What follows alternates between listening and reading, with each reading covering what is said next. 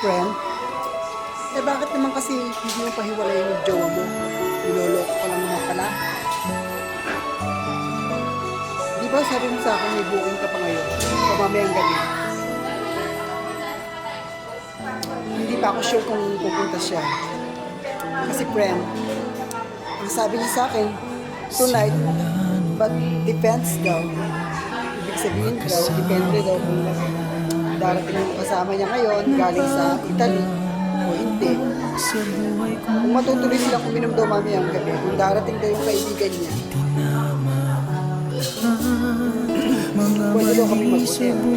Hindi naman daw darating. Salamat at Baka din cancel. Pero sana nga dumating para matuloy kami sa mag-check-in. Sayang din yung apam na yun. Yung kung maraming pera.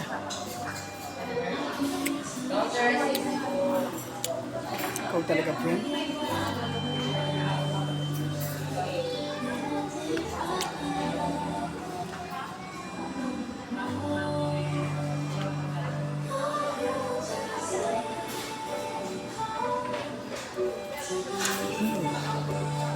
Ay nako, alam mo ba, friend? Carla. Yes? Napuyat ako kagabi. Nakita mo? Ang hapdi ng mata ko, parang may eye bag pa ako. Kakagising ko nga lang eh. Buti tumawag ka. Lasing na lasing ako kagabi. Paano naman kasi ang dami-daming in-order ng hapon. Ang dami-dami niyang in-order na alak. Grabe. Ayun. Hindi ko talaga na kaya. Bagsak na bagsak ako. Buti na lang.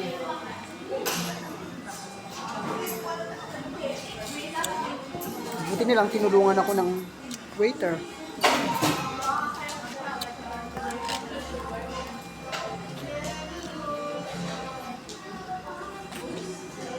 Ayun. Inuwi ako sa bahay. Buti na lang hindi ka nirate ng waiter. Subukan lang niya. Mauubos yung pera niya sa akin. Loka-loka ka talaga.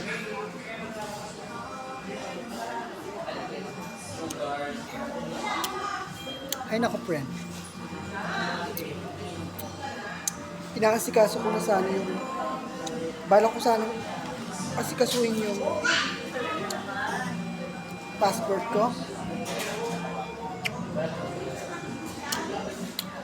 Gusto ko sana magpatulong doon sa jowa-jowa kong hapon. Kaya lang kadaming requirements na hinihingi ng DFA. Kapag hindi ko naasikaso yan, ay nako, habang buhay na lang ako sa Malate. Ikaw ba, friend? Wala ka bang balak mga ibang bansa? Forever na lang ba tayo sa Malate? Ay, nako. Hindi ko rin alam ko. Basta ang mahalaga, makahanap tayo ng mayamang hapon o kahit mayamang foreigner. Para kahit dito lang tayo sa Pilipinas, sa kondo ang bagsak natin. At hindi tayo maghihirap. Marami tayo dyan. Diba? Oo nga. Galing mo talaga, friend. Carla.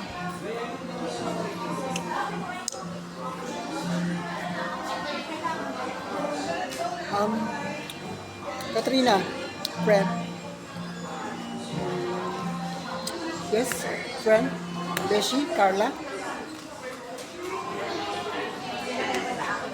Kumusta na nga pala yung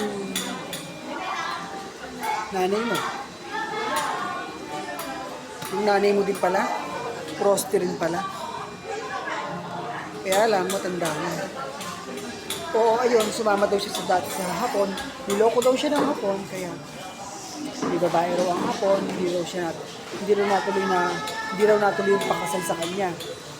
Hindi naman siya pinakasalan ng hapon kasi may babae rin pala yung hapon. Niloko lang siya. Ewan ko sa tanga na yun. Grabe ka naman makatanga.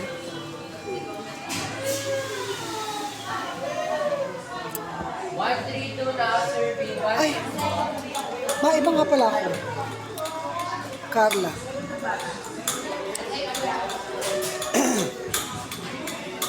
Tumawag nga pala sa akin si Mama Elia. Si Mama Elia Villavilla. Yung parlorista. Oh.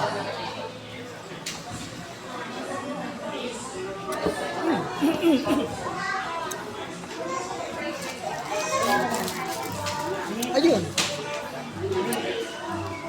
Malapit na daw ang Binibining Pilipinas 2025.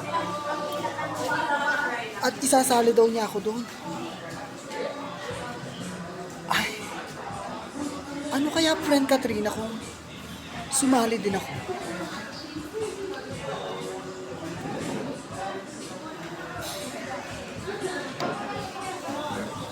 Mas maganda, di ba?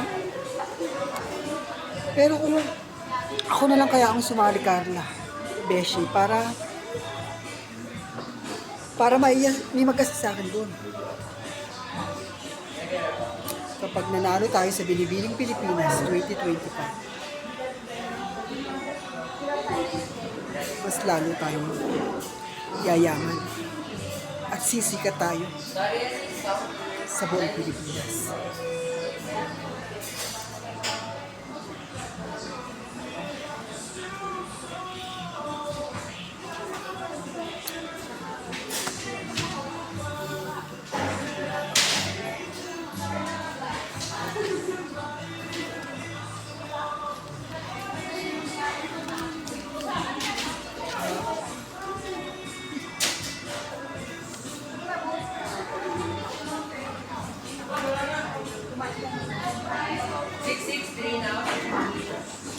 Maganda yan, Beshi.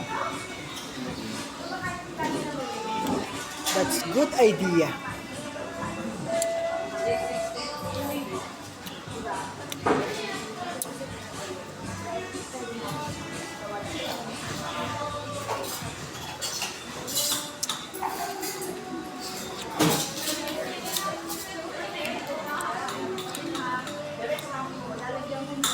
Guess what? I guess right.